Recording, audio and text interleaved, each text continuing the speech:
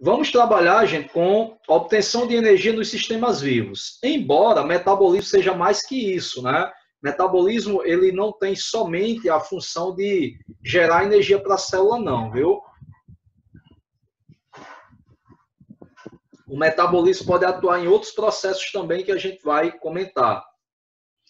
Então, vamos lá. Começando, né, gente, a partir de agora, a trabalhar a obtenção de energia nos sistemas vivos, beleza? Como os sistemas vivos obtêm energia, e aí vamos desmistificar um monte de coisa interessante aqui, certo? Eu vou logo colocando aqui, ó, em letras garrafais, né? Não é somente metabolismo, não é somente energia, certo? Metabolismo não é somente energia. Então, que fique bem claro isso aí, porque a gente vai trabalhar também as outras funções do metabolismo, algumas, né? Apesar da gente trabalhar aqui no título, né? Obtenção de energia nos sistemas vivos. Então, vamos lá, gente, vamos começar. Para que a gente precisa de energia? As nossas necessidades energéticas, elas decorrem de quê? Da necessidade de realizar atividades celulares, né? Essas atividades celulares, elas demandam uma quantidade de energia e elas repercutem em atividades sistêmicas, em atividades orgânicas, né? A nível de órgão, a nível de sistema.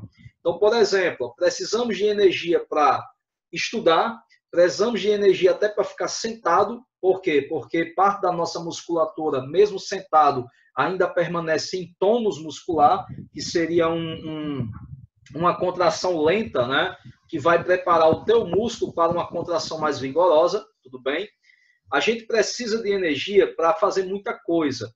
E aí, reprodução, né? Crescimento, também são demandas energéticas importantes, são atividades que demandam bastante energia. E, logicamente, né, nós necessitamos de um aporte constante de energia.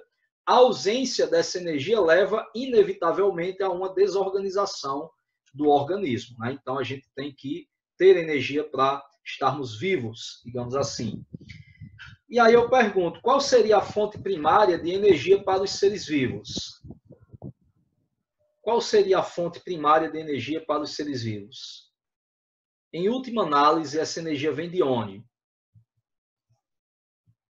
O que vocês acham? Bom, essa energia, ela pode vir de carboidratos, né? Pode vir de vários nutrientes. Mas assim, a fonte primária mesmo, repito, qual seria a fonte primária de energia para os seres vivos? Né? Coloca-se aí, temos o exemplo aí do carboidrato ou de outros nutrientes. Muita gente responde nutrientes, né? É natural que isso aconteça. Só que assim, para produzir o carboidrato, por exemplo, eu preciso de energia luminosa, eu preciso de uma fonte de carbono, que é o CO2, né? Então, na verdade, gente, a fonte primária de energia para os seres vivos, ela provém daqui, ó, do Sol. Do Sol. No Sol existe uma massa de hidrogênio muito grande. E essa massa de hidrogênio é tão grande que a quantidade de hidrogênio é tamanha no Sol que os átomos de hidrogênio começam a se chocar. E durante esses choques, né, eles liberam uma grande quantidade de radiação gama. E geralmente formam também um outro elemento que é o hélio, né? E aí, nesse processo, eu tenho uma liberação intensa de radiação gama, que é uma radiação altamente energética. Para vocês terem uma ideia, se toda essa radiação gama que se forma no Sol, ela fosse liberada, toda ela, pessoal, isso aí queimaria o sistema solar, queimaríamos todo o sistema solar, né? Mas é importante que a gente lembre que ocorre o quê? Mecanismo de transformação de energia. Então, boa parte dessa radiação gama, ela é convertida em radiação eletromagnética, em luz, né? E essa energia, né, que está na radiação eletromagnética, ela é captada por alguns sistemas vivos. Lógico que dentro de uma faixa, né? A radiação eletromagnética, nós temos um espectro eletromagnético que mostra, né, os diferentes comprimentos de onda dessa radiação eletromagnética, existe uma faixa conhecida basicamente como faixa do visível, que vai lá de 380, 400 nanômetros até 730 em média, né? Então, dessa faixinha de arredondando 400 para 700, você tem aí a faixa do visível. Nessa faixa, você tem comprimentos de onda de luz, nos quais a luz é absorvida em determinados pontos e refletida em outros, né? Gerando aí uma visualização, né? Uma percepção, na verdade, visual de alguns tipos de pigmentos, né? Que variam aí do violeta até o vermelho, né? Então, violeta, azul, verde, amarelo, laranja e vermelho, né? Temos as combinações aí. Então, dessa forma, você tem, né? Nem sempre é perceptível a luz quando ela está dentro da faixa do infravermelho ou do ultravioleta, né?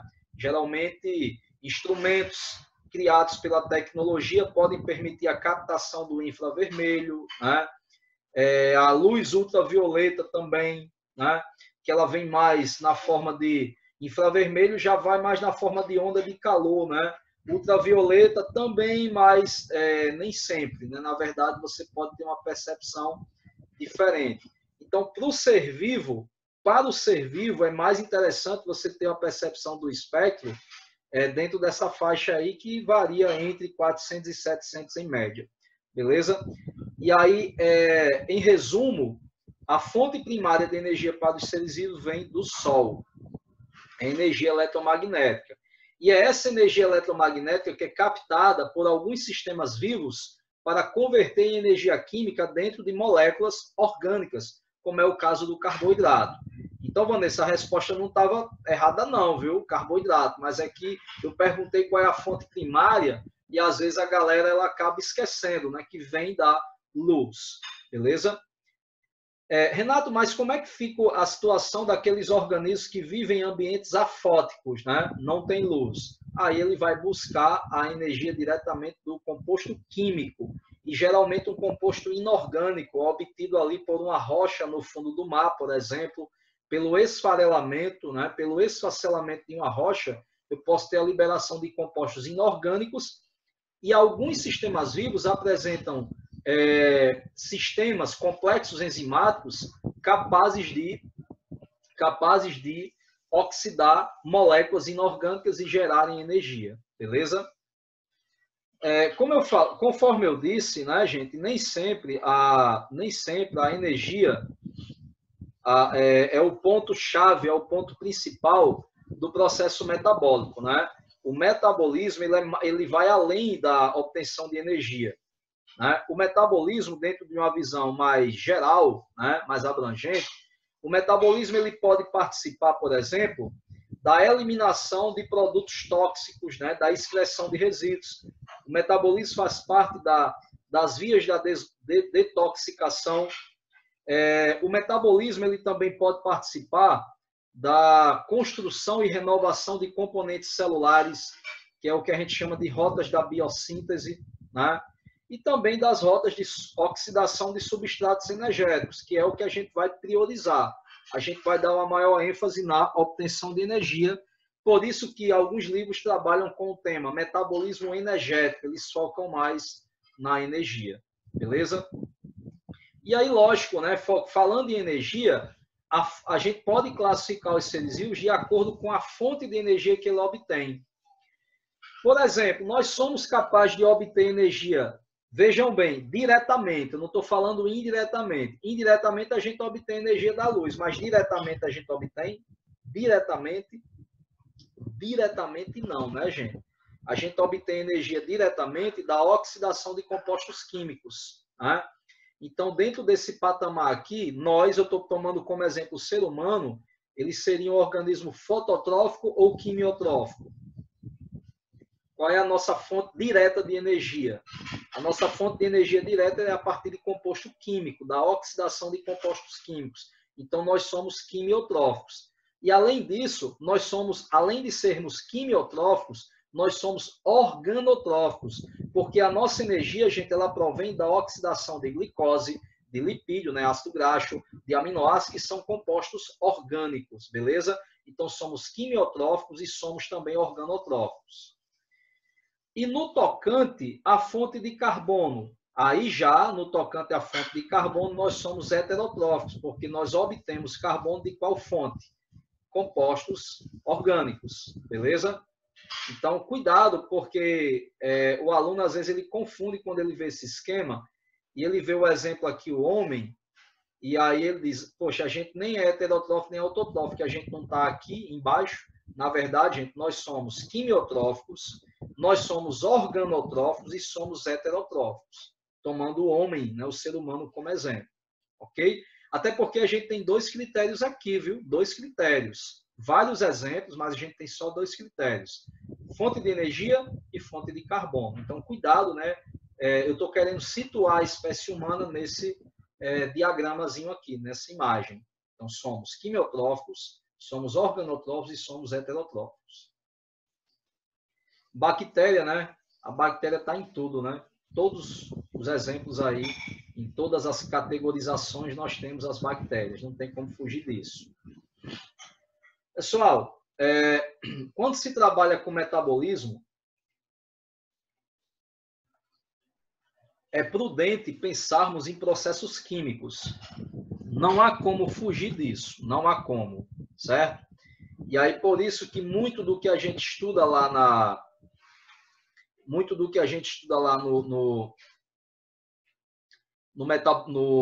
no metabolismo, né, dentro da perspectiva biológica, a gente também estuda dentro da química, né? E aí muita coisa que a gente vê na química está dentro do metabolismo, como é o caso, né, gente, da variação de entalpia. Porque não adianta eu estudar metabolismo energético e não entender o que é essa energia, né? Na verdade, o que é a variação de entalpia? É a variação do conteúdo energético de um sistema. Só que aqui a gente está aplicando esse conteúdo de energia em um sistema vivo, em um sistema biológico, né? Então, é prudente também ter essa perspectiva do ΔH, da variação de entalpia. Por quê? Porque assim, gente, vai que alguém tem a ideia de cobrar uma questão na prova do Enem, falando sobre variação de entalpia dentro dos processos metabólicos, né? Vamos lá. Então, nesse caso, eu tenho aqui, por exemplo, reagentes e tenho produtos, né, numa reação química genérica. O processo metabólico, ele não é uma reação química. Dentro de um processo metabólico, eu tenho muitas reações químicas acontecendo. Então, eu vou ter muitos substratos, muitos reagentes, né, e também vou ter muitos produtos. Então, eu posso ter uma variação de entalpia muito grande, né, dentro de um processo metabólico. E aí, o HI representa a entalpia inicial, que é a entalpia dos substratos, dos reagentes, e o HF representa a entalpia final, ou energia dos produtos. Então, dentro dessa ideia, a gente tem o ΔH, que é a variação de entalpia, ou seja, a variação de energia que ocorre durante a reação. Só que aqui eu vou falar de reação, mas eu vou falar também de equação química e de processo metabólico, que envolve várias reações. Beleza? Pessoal, essa variação de entalpia, esse ΔH, como é que ele é calculado? Tem a velha equação, né? A velha equação. ΔH é igual a HF menos HI, né? Ou seja, entalpia final menos entalpia inicial. Tudo bem? E aí a questão pode te dar esse dado, né? Ou pode dar outro dado para você chegar a esse conteúdo de energia. E aí eu coloco para vocês, esses dois gráficos. Nesse primeiro gráfico, o que a gente tem? A gente tem HI, que é energia, né? Ou entalpia inicial, que é a entalpia dos reagentes. Se é início da reação, tem que ter reagente para reagir, para dar início à reação. Então, pela lógica, entalpia inicial, HI, é a entalpia dos reagentes. HF, que é a entalpia final, é a entalpia dos produtos. E aí, gente, percebam que a entalpia inicial, né, ela está baixa. Aqui no gráfico, no eixo vertical, eu tenho aí a variação de energia. Então, a entalpia dos reagentes está baixa, né? A entalpia dos produtos está mais alta, eu tenho mais energia nos produtos, né? Isso significa dizer, gente, que eu vou gastar muita energia para chegarmos ao topo da reação. Ou seja, aqui eu tenho basicamente, né, o máximo de energia no processo, no sistema, né? E aí, da entalpia inicial para o pico de energia, eu tenho uma energia de ativação muito alta. E significa, o que é energia de ativação? Energia de ativação é a energia necessária para que ocorram choques entre os reagentes e desencadeie o início da reação, né? Quando a energia de ativação é muito alta, quando eu gasto muita energia de ativação, significa dizer, gente, que eu vou precisar de muita energia para que o processo aconteça, né? E aí, nesse caso, quando eu calculo a entalpia final menos inicial, o valor aqui vai ser maior que zero, né? Eu vou ter um ΔH, ó, maior que zero. Quando eu tenho a variação de entalpia maior que zero, significa dizer que eu gastei muita energia para o processo acontecer. Então, a reação ela é endoenergética. Né? Gente, foi mal aqui. Sem querer, eu liguei aqui o áudio onde não deveria ligar. Só um instante. Pronto, agora acho que vai dar certo. Estão me ouvindo legal, sem duplicar o áudio? Estão me ouvindo bem aí, sem duplicar o áudio?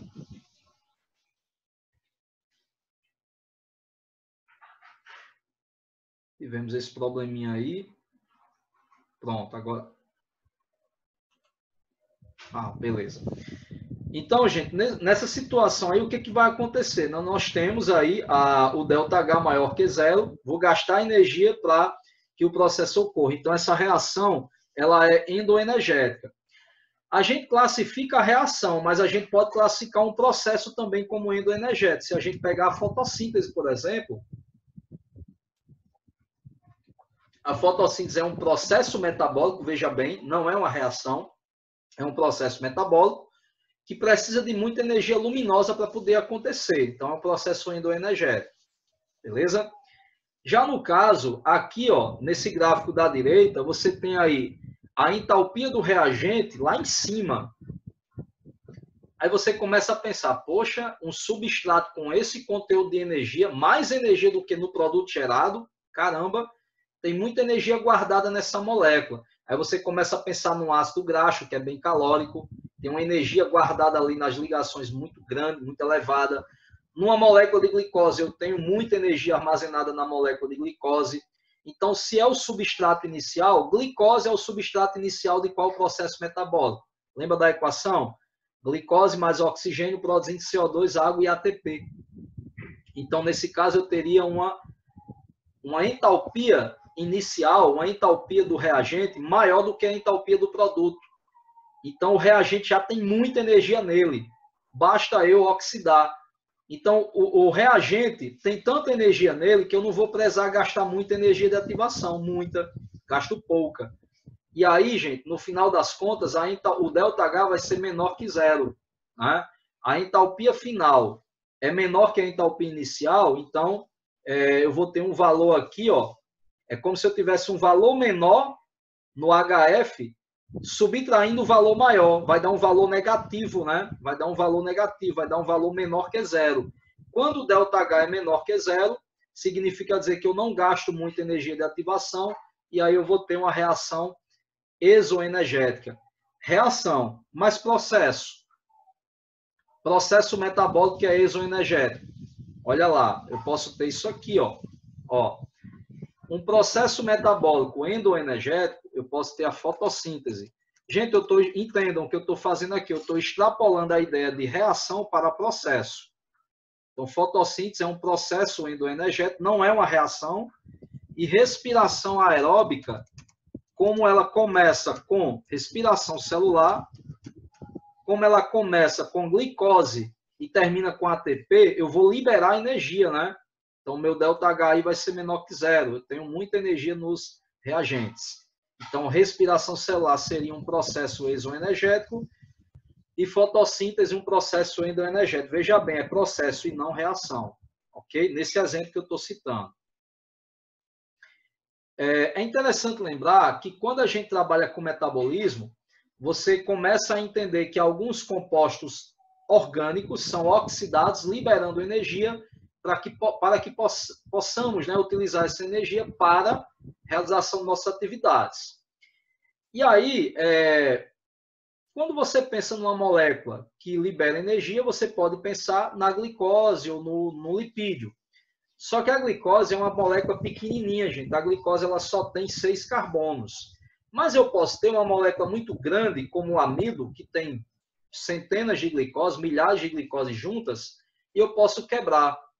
Gente, quando eu quebro uma molécula de amido, eu libero milhares de moléculas de glicose. O que vocês acham?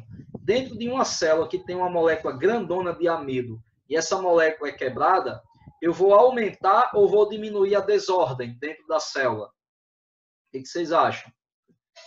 Eu tenho uma molécula muito grande, que é uma molécula de amido dentro da célula, uma molécula de amido muito grande, e aí quando eu tenho, por exemplo, a molécula de amido sendo quebrada e liberando centenas ou milhares de moléculas de glicose, a tendência é aumentar a desordem, né?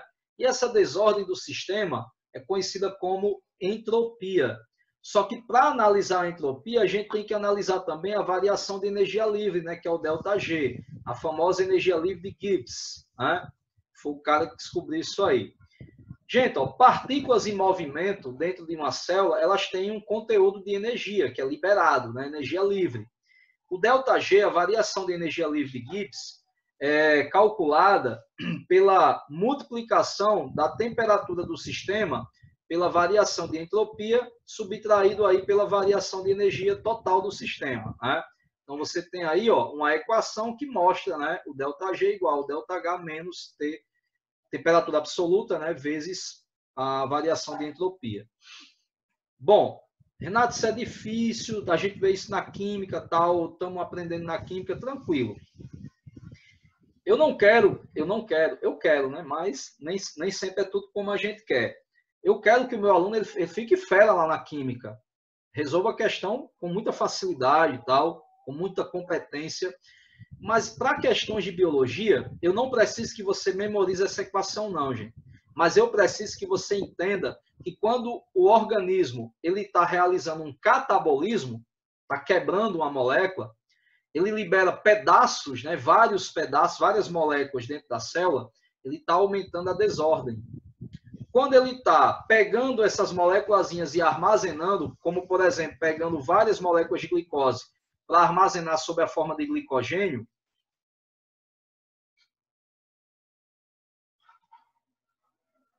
tranquilo. Juliano, eu resolvo já isso aí. Como vai ficar a aula gravada, não tem problema não, certo? Ela não vai perder a aula não. Não tem problema atrapalhar, não. Que é isso, não atrapalha não, mas é bom que você está avisando que eu não cheguei a ver. Vanessa saiu, né, por causa da internet dela não está muito boa, mas como a aula ficar gravada, ela pega esse pedacinho, essa parte final. Falta pouco tempo. Acho que uns 2 minutos para a gente encerrar essa aula. Então, eu quero que o aluno aprenda, por exemplo, que quando ele pega, a célula pega a glicose para polimerizar e formar glicogênio, a gente tem aí, digamos, uma capacidade de organizar melhor, né, gente? Porque quando eu produzo o glicogênio, eu organizo melhor a molécula e aí, nesse caso, eu diminuo a desordem no sistema. Então, olha aqui, ó, a energia livre, o que ela faz, né? Quando a energia livre é maior que zero, eu preciso de energia para organizar o sistema, o processo é endergônico. Quando é menor que zero, ela libera energia livre, né, em grande quantidade. Eu tenho aí um processo exergônico. Renato, o que isso tem a ver com metabolismo? Está aqui, ó. Gente, quando eu quebro uma molécula, como um açúcar ou gordura, molécula grande, e eu libero muitas moléculas pequenas, né, para liberação de energia, para realização de trabalho, aí eu aumento, ó, a entropia do sistema. Mas quando eu pego aquela moléculazinha de glicose e adiciono a várias outras moléculas de glicose para formar uma molécula de glicogênio, por exemplo, mais organizada, aí eu diminuo a desordem do sistema, diminuo a entropia. Então, gente, metabolismo, viver é estar nessa linha tênue entre aumentar a desordem, aumentar a entropia e diminuir a entropia de um sistema, no caso, um sistema biológico. Tudo bem?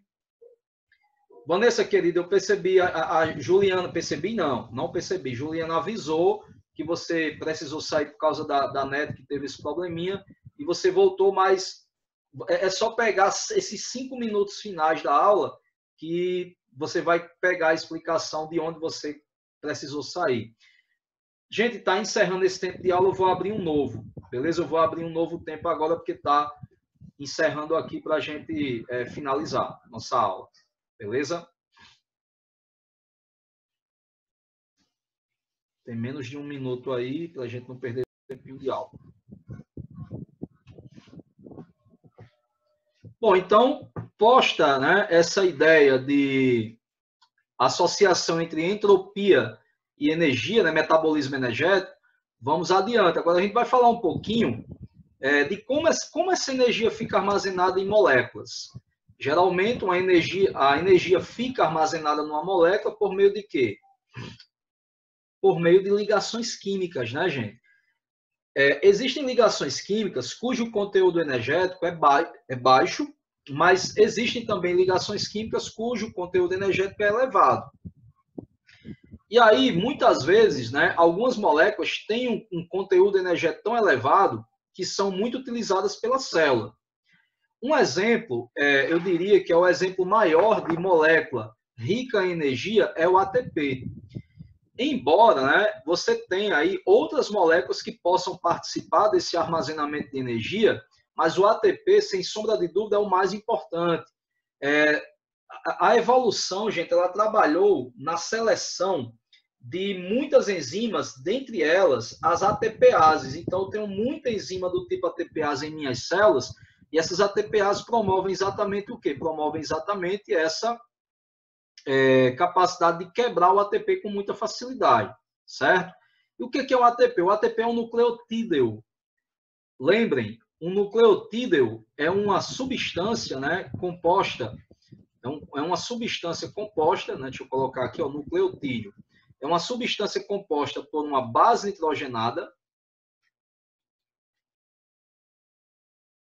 que pode ser qualquer uma, viu, gente? Pode ser qualquer uma. Púrica, pirimídica. Quais são as púricas? Adenina e guanina. Quais são as pirimídicas? Citosina, timina e uracila. Então, qualquer base nitrogenada aí pode fazer parte de um nucleotídeo, não do ATP, mas de um nucleotídeo qualquer. Um açúcar, né? um carboidrato que apresente 5 carbonos e, no mínimo, um fosfato. Renato, por que você falou aí no mínimo? É porque pode ter mais de um fosfato, né, gente? Eu posso ter 2, 3, até 3 fosfatos na molécula. Então, nesse caso, para ser nucleotídeo, eu tenho que ter no mínimo um fosfato.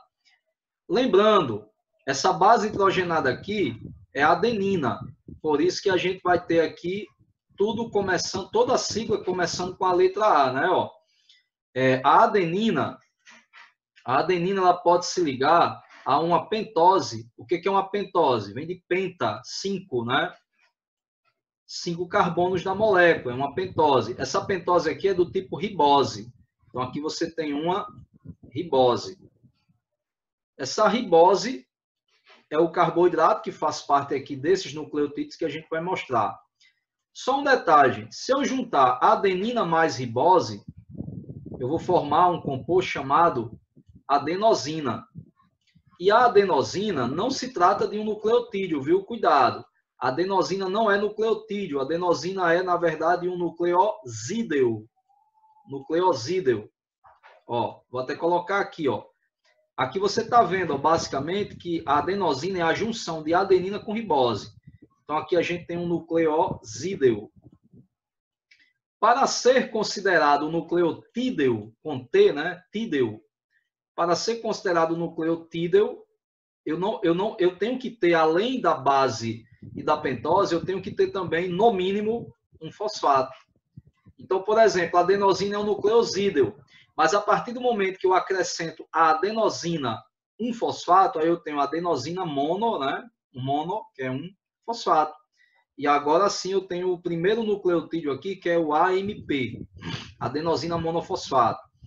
Se eu adicionar um segundo fosfato, eu vou ter adenosina di, né, com 2 fosfatos, e aí eu chamo de ADP, certo?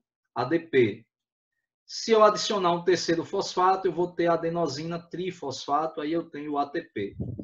Vejam bem, o ATP é, eu diria, o mais famosão, né? Famoso aí é o ATP, certo? Mas, na verdade, gente, se você parar para estudar um pouquinho, você vai conhecer, na verdade, você vai entender que cada um desses compostos é importante, né?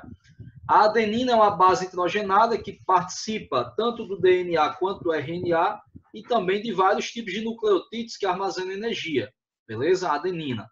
A ribose, ela está presente, por exemplo, no RNA. Então, ela faz parte do ribossomo, faz parte dos 3 tipos de RNA mais conhecidos, né? RNA ribossomal, RNA transportador, RNA mensageiro, beleza? Nós temos aí também a adenosina, que é formada pela junção, é um nucleosídeo formado pela junção entre adenina com ribose. Inclusive, no nosso cérebro, né, gente? No nosso cérebro, a gente tem alguns receptores de adenosina nas células, né, nos neurônios. E esses receptores de adenosina, eles são importantes por quê? Porque quando você trabalha muito, é como se teu cérebro dissesse, ei, dá um tempo aí, tá? Vamos desacelerar. Tipo quando você estuda o citoesqueleto seguido das funções do retículo endoplasmático, depois do complexo Golgiense, lisossomo, todas as organelas celulares, né? E aí você começa já a ver metabolismo. Ei, peraí, informação demais, vou desacelerar, né? Por quê? É meio que uma mensagem que a adenosina ela provoca no teu sistema nervoso, uma mensagem dizendo que você tem que parar, né? Então você está cansado. A adenosina, gente, ela inspira diminuição da atividade neural, certo? A atividade neural ela tende a diminuir quando você está cansado. Então, se eu tenho muita adenosina sendo liberada no sistema nervoso, eu vou ter aí uma redução da atividade neural, beleza? Então, a adenosina é um neurotransmissor importante da diminuição da atividade neural, ele é inibitório, né? Então, é uma substância importante. O que mais? O AMP. O AMP, ele atua como segundo mensageiro em diferentes tipos de cascatas de ativação hormonal. O AMP participa do processo de ação de alguns hormônios. O ADP, o que é o ADP? É o principal sinalizador mitocondrial. É mais ou menos assim, o citoplasma diz para a mitocôndria, produz ATP aí, por favor, que eu estou precisando. Aí a mitocôndria diz, eu produzo, mas só se você me mandar o ADP. Então, a partir do momento que a célula, em seu citoplasma, ela começa a ter um pico de ADP, esse ADP começa a entrar na mitocôndria por meio de uma proteína chamada trocador. Olha que nome interessante, trocador. É porque há uma troca. Todo ADP que entra na mitocôndria, ele sai como ATP. Entra um ADP, sai um ATP. Então, você tem aí o ADP como um importante sinalizador mitocondrial. E o ATP, né, gente, como a moeda energética da célula. Eu falo moeda porque você precisa trocar, né? Jogar o ADP para depois devolver o ATP no citoplasma. Então, a gente também pode utilizar a analogia da bateria, né, da pilha recarregável, beleza? Renato, por que toda essa energia? Vou explicar por quê. Vou apagar aqui, ó, e vou explicar. Gente, essa ligação entre a ribose e o primeiro fosfato da molécula trata-se de uma ligação éster, que não concentra muita energia. Concentra, mas não muita. Mas a partir da segunda ligação, eu tenho uma ligação entre 2 fosfatos, que é, na verdade, uma ligação anidrido, que é muito forte, concentra muita energia. E a terceira ligação também. Então, o que acontece? Essas 2 ligações anidrido concentram muita energia. Se eu quebrar uma ligação dessa aqui, ó, uma ligação, eu já vou liberar aproximadamente 8.000 calorias por mol. É muita energia, gente, na ruptura de uma ligação. Então, por isso que o ATP é uma molécula que armazena muita energia, principalmente nas ligações anidrido. Certa vez, uma aluna, que hoje acho que ela está terminando medicina, ela me fez uma pergunta numa turma de cursinho, né? Ela perguntou, Renato, se o ATP, ele é uma molécula que tem 3, né, que ele guarda energia nessa ligação entre os fosfatos, porque a gente precisa adicionar esse terceiro fosfato para formar o ATP, se o ADP já tem uma ligação dessa? Gente, Lembre, o ADP ele também funciona como sinalizador mitocondrial. O processo evolutivo ele selecionou um tipo de proteína que está ancorada nas duas membranas mitocondriais, ela atravessa as duas membranas, que é o trocador. É como se eu tivesse aqui, ó, membrana mitocondrial externa e membrana mitocondrial interna, e entre essas duas membranas eu tivesse o quê? Ó? Um trocador. Uma proteína que, a cada molécula de ADP que entra na mitocôndria, ADP, ela sinaliza e sai o que por esse trocador? Sai para o citosol 1 ATP. Então, assim, o ADP ele sinaliza que a célula está precisando de mais ATP. Quanto maior a quantidade de ADP, é porque eu consumi muito ATP, né? Então, está maior a quantidade de ADP. Eu vou mostrar isso já já para vocês. E aí, foi uma pergunta massa, né? Essa aluna, inclusive, hoje ela terminou medicina, mas ela começou, foi minha colega de curso em biologia. Aí, no meio do curso de ciências biológicas, ela saiu para se preparar para medicina. Fiquei muito feliz porque ela se encontrou, né? Ela fez biologia, gostou, mas não era aquilo que ela queria realmente medicina e deu certo. No caso, né, aqui, a ligação anidrido, né, ela vai ser rompida e liberar toda essa energia. Então, gente, cada uma dessas moléculas é importante, né? A adenina, a ribose, a adenosina, o AMP, o ADP e o ATP. Não é à toa que eles estão aí na célula, não. Tem um porquê, né? Então, respondendo lá ainda a pergunta, né? Acrescenta-se um terceiro ATP porque a célula precisa do ADP para estimular a mitocôndria a trabalhar. É seleção natural, né, gente? A evolução vai trabalhando para selecionar complexos, né, sistemas enzimáticos mais interessantes para ela. Ok? Vamos lá. Olha aqui, ó, a analogia da bateria recarregável. Você tem aí o ATP, né, que seria o ATP, que seria a bateria totalmente carregada, né? E aí você tem aqui o ADP mais fosfato e a liberação de energia, ó. E aí a bateria descarregou um pouquinho. Aí, o que vai acontecer? Você vai utilizar essa energia, né, para realização de alguma atividade, depois você precisa carregar novamente. E esse carregar novamente é o que faz do ATP uma moeda, né, gente? Uma estrutura que você consegue trocar, né? Quebra o ATP, libera energia, forma ADP, depois fosforilo e volta a ser ATP de novo. E aí isso prova, né, que o nosso ATP ele trabalha de forma cíclica. Você quebra o ATP, libera o quê? ADP, fosfato e energia, utiliza a energia para realizar biossíntese, né? Biossíntese, o que mais além da biossíntese? Tudo isso aqui, gente, é trabalho celular. Tudo isso aqui é trabalho celular, ok? Então, como tudo isso aí é trabalho celular, ó, detoxicação, né? Detoxicação. Também trabalho de contração muscular, termogênese, transporte ativo de íons, tem muita coisa. Bioluminescência, né? Produzir luz, tem seres vivos que emitem luz, então isso também é importante no processo. Essa energia vai ser utilizada, né? Depois eu vou acrescentar algum conteúdo energético. Como assim? Eu vou acrescentar açúcar, gordura, proteína na dieta, vou oxidar com a ajuda do gás oxigênio, liberando um resíduo, que é o CO2, parte da energia despendida sob a forma de calor, e eu tenho aí o ATP, né? De novo, prontinho. Ok? Olha aqui, ó, as reações, né? Eu tenho tanto a hidrólise, como eu tenho a síntese do ATP. Então, vamos lá ver o que cada uma faz. Hidrólise e síntese. Primeiro, a quebra do ATP, ó, é uma reação exoenergética, né? Por quê, gente? Libera energia. O que vocês me dizem, hein, do ΔH?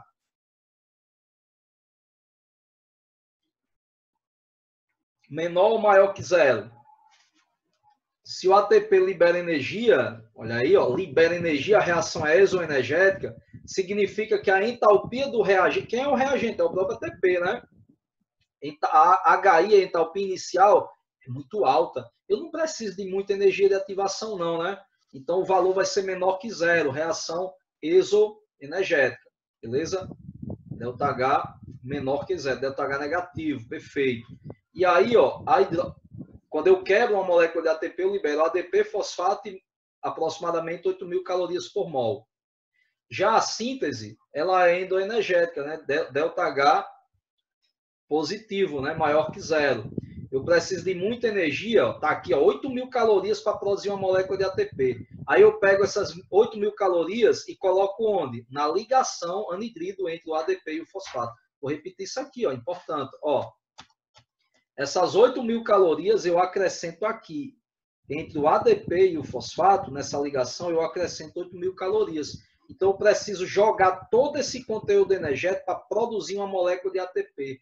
Isso significa dizer, gente, que a síntese do ATP é um processo endoenergético. Eu vou guardar a energia ali, eu preciso de energia para gerar o ATP. Belezinha? Vamos continuar. Outras moléculas que são ricas em energia, né? Conforme eu disse, né? Não é só o ATP que mantém energia não, né, gente? E armazena não. Tem a fosfocreatina, responsável pelo metabolismo fosfogênico, e a creatina é incrível, né? Que ela consegue ressintetizar o ATP sem precisar ocorrer a participação da mitocôndria, né? A creatina ela age no citoplasma sem precisar da mitocôndria para reciclar o ATP. Depois eu mostro a vocês como é que acontece esse processo, é bem interessante. Fosfenolpiruvato, ou PEP, né? PEP, fosfenolpiruvato, porque vem de PEP, né? PEP, P de fósforo, né? Que é o símbolo químico do elemento químico fósforo, E de enol e P de piruvato. PEP, fosfenolpiruvato, é uma molécula muito utilizada por planta, muito utilizada por bactérias e por nós também. Gente, o fosfenolpiruvato, ele é uma molécula que ele consegue rodar o ciclo de Krebs no sentido anti-horário. Olha que louco, né? Você consegue rodar o ciclo de Krebs, né? O ciclo de Krebs, ele roda geralmente no sentido horário. O fosfenolpiruvato, ele ajuda você a rodar o ciclo de Krebs, né? No sentido anti-horário. E é uma molécula que armazena muita energia, né? Até mais que a energia contida lá no ATP, né? Na ligação anidrido. GTP também é usada como fonte de energia durante a síntese proteica, né? UTP, que é muito utilizado também para gerar energia para a síntese do glicogênio, né? Que vai na forma de UDP, glicose, na verdade, gente, o glicogênio é uma cadeia formada por várias glicoses, mas tem gente que imagina que a glicose vem e cola na outra. Na verdade, é um açúcar nucleosídeo, né? É um açúcar nucleosídeo. Você tem um açúcar nucleotídeo, é o UDP, UDP-glicose. É a glicose grudada na uridina de fosfato. Então, participa também do processo CTP. Então, tem muita molécula, né, que não é ATP, mas também que armazena muita energia. E participa de vários outros processos intracelulares. E aí, né, para fechar a nossa aulinha, antes da gente começar a ver os principais processos, que a gente vai começar a ver na semana que vem, a gente vai entender direitinho essas reações redox e a importância delas para a célula, né? Pessoal, o que a gente está trabalhando? Metabolismo energético. Beleza? Metabolismo energético. Metabolismo energético, ele nos passa a ideia de obtenção de energia. Obtenção de energia para a célula, certo? E essa ideia de obtenção de energia para a célula, ela perpassa pela oxidação de substratos energéticos. Quais substratos energéticos são esses? Quais seriam esses substratos energéticos? Carboidratos, lipídios e proteínas. Entendam o meu raciocínio. Carboidratos, lipídios e proteínas são compostos orgânicos. Queridos, queridas, se eu pegar todos esses compostos orgânicos, eles vão apresentar quais elementos químicos? Carbono, hidrogênio, oxigênio nitrogênio, fósforo e em alguns a gente encontra também enxofre, né? É o velho chomps de guerra, ok?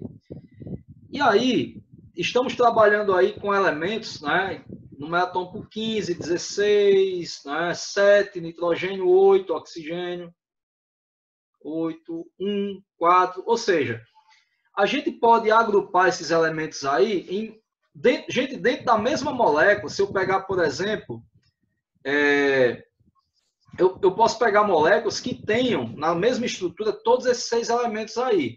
E essas moléculas têm que ser orgânicas, né, para eu conseguir fazer isso. E aí o carbono, como ele é tetravalente, ele interage muito bem com todos esses elementos. Um deles é trivalente, outro é bivalente e o hidrogênio mono. Só que assim, eu posso brincar com esses elementos, né, tirando eles da molécula ou pondo eles na molécula.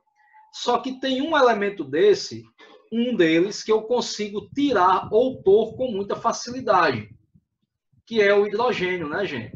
O hidrogênio é o elemento mais fácil de tirar ou de adicionar a um composto orgânico. E aí, o que acontece? A maioria das reações químicas que ocorrem nos seres vivos ocorrem por meio do metabolismo, utilizando compostos orgânicos que têm esses 6 elementos aí, o velho chomps, né? E aí, como se trata de chomps, o hidrogênio faz parte. Nesse caso, o hidrogênio é o átomo, é o elemento cujo átomo é mais fácil de eu adicionar, de eu tirar, de eu conseguir remover de uma molécula, beleza? Diante disso, é que vocês vão entender a importância de uma coisinha que eu vou explicar daqui a pouco. Não agora, não agora. Mas vamos lá. Reações redox. Em que consistem as reações redox? Aqui eu tenho um composto A que está dotado de elétron, beleza? Temos aí um composto A com elétron, certo? E temos um composto B sem o elétron, tudo bem? Um composto B sem o elétron. O composto A, ele vai doar o elétron para B. E aí o que vai acontecer com A e o que vai acontecer com B? Antes de qualquer coisa, eu gostaria que vocês conhecessem o nome de batismo do elétron, né? Prazer, potencial redutor, mas muitos me conhecem pelo nome de elétron. Beleza? Potencial redutor é a mesma coisa que elétron.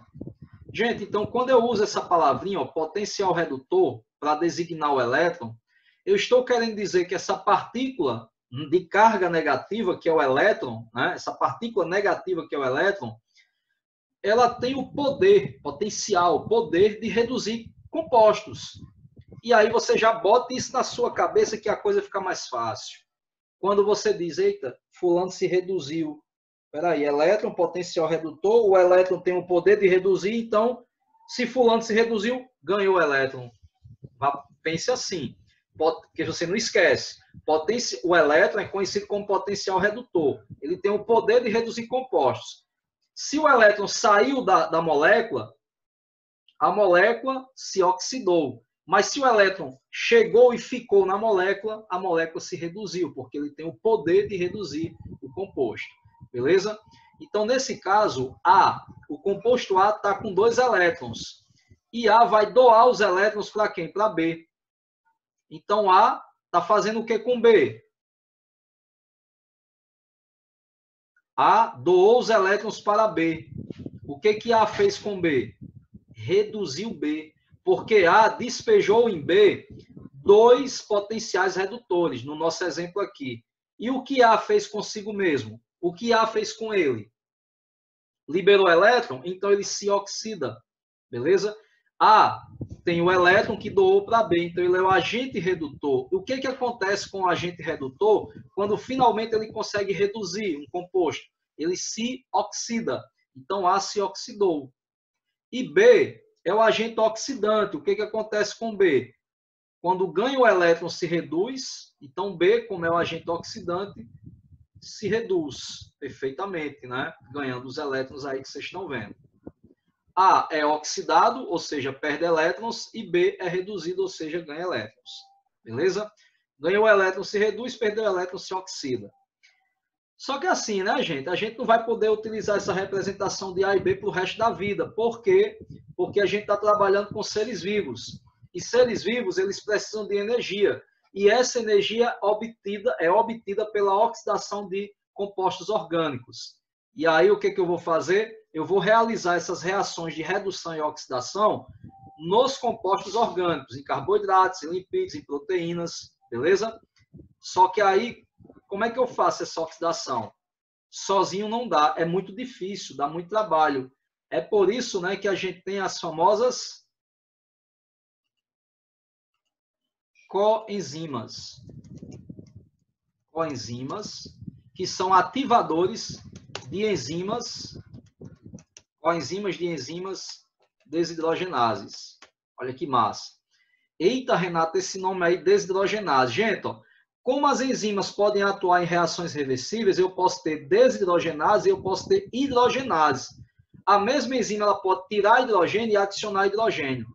Renato, mas por que desidrogenase? Por que não tira outro átomo aí? Não tira nitrogênio, né? Não tira fósforo. Por que desidrogenase? Mais comum. Porque essas enzimas são as mais comuns. Porque as desidrogenases são as enzimas mais comuns a participarem das reações redox. Tem enzima que consegue tirar fósforo também, tem enzima que consegue tirar oxigênio, carbono, mas por que isso? Exatamente, Ju. Porque o hidrogênio é o elemento mais fácil de remover ou adicionar, certo? Não é à toa que eu falei isso para vocês há poucos instantes, não. E é aí que entram as duas coenzimas importantes. Quais são? NAD e FAD. O NAD, gente, o NAD ele é tipo um nucleotídeo. A gente está vendo ele aqui bem pequenininho, mas está vendo esse R aqui? Esse R é enorme. O NAD é uma molécula grande, viu? Grande. E aí o NAD, observe, aqui ele está em que forma? Ó, NAD+. O que vai acontecer com ele?